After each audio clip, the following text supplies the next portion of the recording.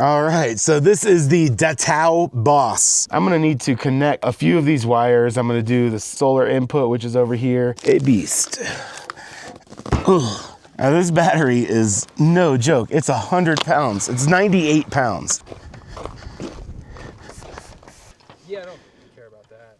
I'm definitely going with the 2 batteries and 3 panels though. 2 batteries, 3 panels, 2 and 3. Hello everybody and welcome to this very windy day right outside of my Saguaro camper. I'm doing this video right here because I got some incredible new equipment for this thing. I've been looking for a power inverter and this one was shown to me by my neighbor just the other day. The big thing about this is that it has a 60 volt minimum for the solar input, which is very, very low. I'm gonna open this up. I've already taken a peek inside, but I wanna show you what comes inside the box. If you open this up like this, you got a couple things up top here. You got a little packet, maybe some nuts and bolts. You got your user manual right here. This is an all-in-one 48 volt power inverter, charge controller, shore power converter, and battery charger all in one. And this is like the key that is gonna put this whole system all together. Just so that we are abundantly clear, I paid for this with my own money. I could not find a power inverter with the specs that I needed. I needed a very low voltage threshold for the MPPT to turn on. And this one has only 60 volt minimum. Take this out of the box. All right, so this is the DATOU Boss. This is a 48 volt, 5500 watt power inverter, pure sine wave. This has all the features that I need to power my little camper here. This is actually gonna be way more power than I need, but I like to go big. I have done a little bit of research on this exact model. And this turns out it's made by SNRE. SNRE is one of the biggest companies in the world. They make these things. There's only a handful of companies that actually make them. So this is a tried and true model from SNRE. SNRE also makes the same all-in-one that I have in my school bus that I've been using for 3 years absolutely flawlessly. So I'm excited. What I'm gonna do with this is I'm actually going to test and see if it actually does come on at 60 volts. Let's take a look at the bottom of this thing real quick. So I'm gonna need to connect a few of these wires. I'm gonna do the solar input, which is over here, and the battery input right here. I don't really need to put any loads on it. I'm not really checking to see if this thing can put out a load. I'm sure it can. That's what it's designed to do. What I really wanna see is whether or not the solar comes on at only 60 volts. Just so you know, there are some downsides to running a 48 volt system at a very low voltage. The optimal voltage range for this all-in-one is actually much higher in the 320 volt to 450 volt range, I believe. But I gotta work with what I have. So I have this small little camper. It's only 8 feet long, fits in the back of the bed. I mean, I have more with the cab over section up there. I can do 2 panels voltage wise, and this should work. I might have to go with 3 just to see, I don't know. I like a lot of power. If I have to put 3 on here, I'll be covering up the front escape hatch. It's over the cab over area, and I really don't wanna lose that. It's pretty cool. And I have a slanted roof right where you see the tarp hanging off the end over there. It does slope downward in the front, so there's that too. I'm gonna set aside this inverter and I'm gonna get another piece to the puzzle. This thing is a beast.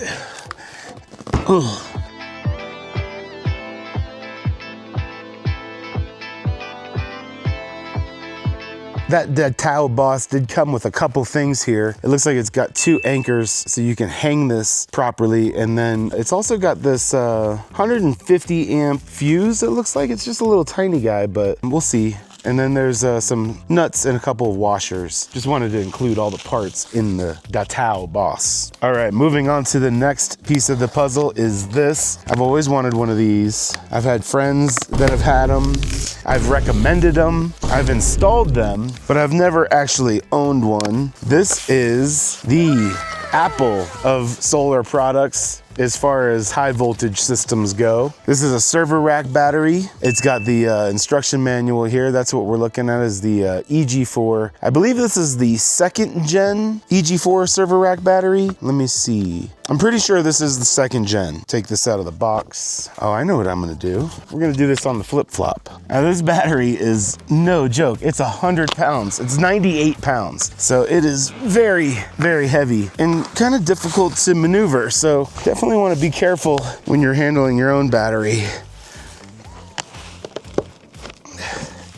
All right, this will make it upside down for a moment, but that's okay. A couple of things fell out of the bag. We got some power cables here with heat shrink and lugs on it. We got a data cable here. This is a Cat 6 cable. Now this battery is sold from Signature Solar. They are located in Texas, and that is where this battery came from. Just trying to get it all oriented exactly the right way. Okay, so this EG4 51.2 volt, 100 amp hour battery is going to be powering my rig right here. I will have some pretty intense power demands at times. So I do have a 12,000 BTU window unit, Medea U-shaped inverter style air conditioner that's going in the back wall of this. I also have a 1500 watt water heater. It's a 4-gallon heater that is gonna give me the ability to take showers outside, out here, and have hot running water in the kitchen. And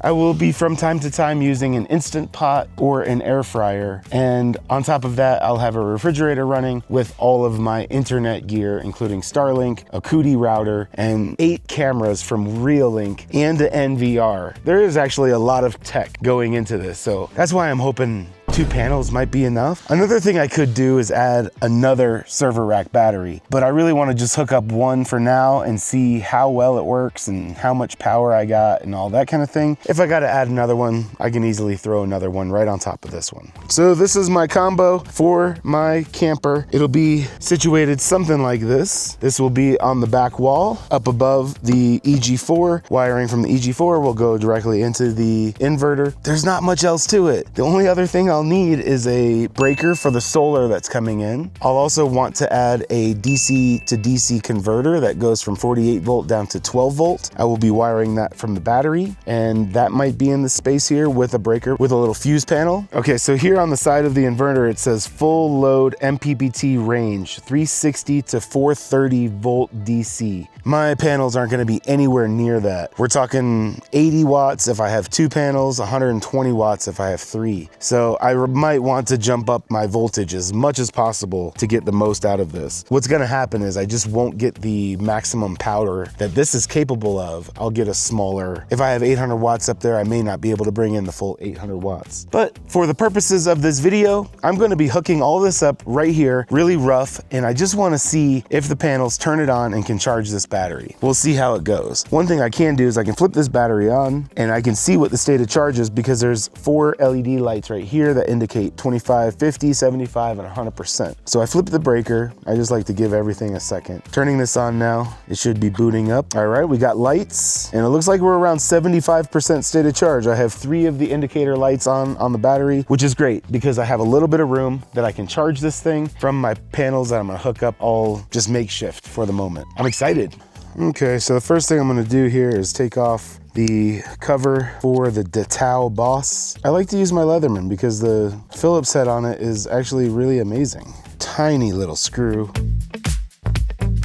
All right, so it looks really nice in here. I'm gonna be running the PV wires in through here, and then I'll just be running the battery terminals and bolting them down on these 2 lugs, and that's really the only things I'm gonna need to test this system for what I wanna test. 2 solar panels in here, and the battery cables that go right over to the battery.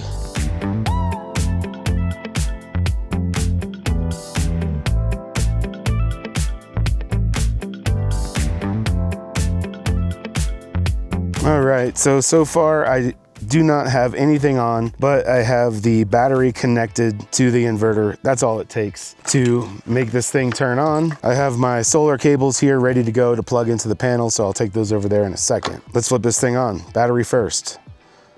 Breaker, power switch.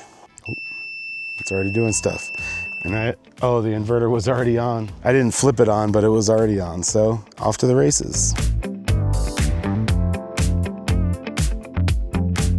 Oh, it's putting out 120 volts.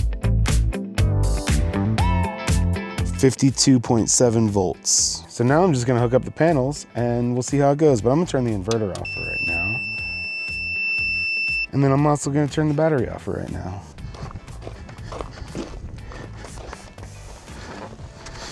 It's so funny how resistant everyone is to 12 volt. Or 48. Right, but the 48 volt system is the most efficient you could possibly have. You will be the peak of efficiency with that.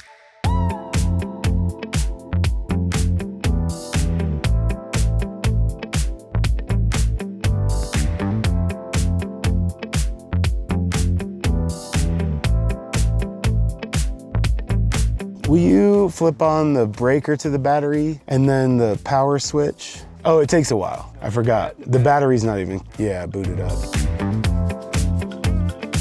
That should be the AC just kicked on. It says 120 now. Okay, here comes solar. We'll have to switch screens. Hey, we're charging. Heck yeah. So you'll have to go down to see how many watts.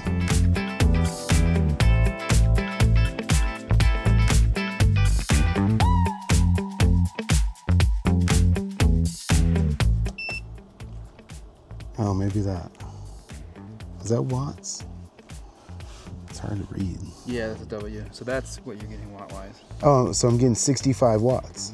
All right. I had the inverter on overnight, so I kind of let the state of charge get down pretty low. It got down to at least 50%. It's not that low, but it gave me the chance to check what the solar brings in around noon. It's 11:25 right now, and I do have the solar panels switched on. So we're gonna check and see. I have this case here because it's so hard to read during the day. You're gonna have to just take my word for what numbers I'm seeing. It's impossible to record. Okay, so we're looking at about 65 to 70 volts on the all-in-one from only 2 panels. So it confirmed it is working. It's bringing in 560 watts right now, 575 watts. So we're in that range at 11:30, full sun. There's no overcast whatsoever, and I only got 2 panels. So we are at 75% state of charge. That's very approximate because there's only 4 lights that indicate, but it was 50% not too long ago. I'm gonna turn the panels off for a little bit, turn them back on at around noon and see if it increases at all. But you know, out of 800 watts possible, we're getting about 550 watts. Figure out the efficiency on that.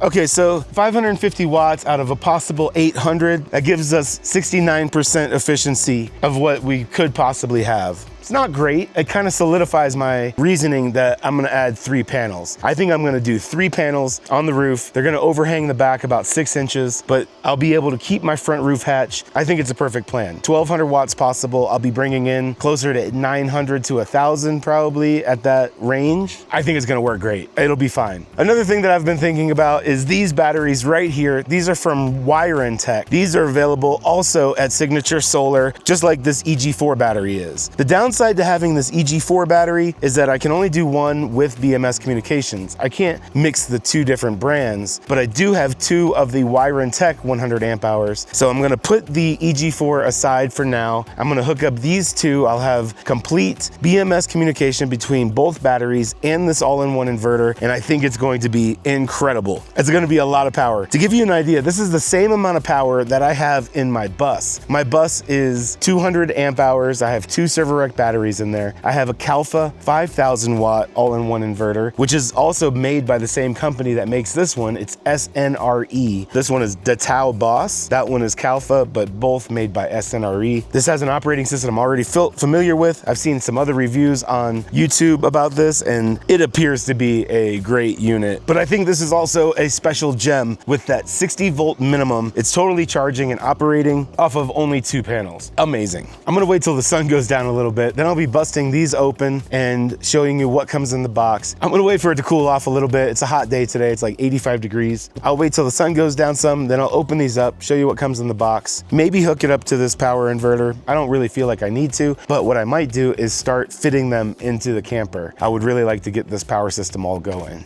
One eternity later. All right, so we are at 11:51 right now. The inverter is on. Looks like we got about 75% state of charge on the battery, according to those 4 lights. I'm gonna go flip the panels on. We'll see how much solar's bringing in right now. Oh, it is on. Okay, it is on. I've left it on this whole time, but I could still check and see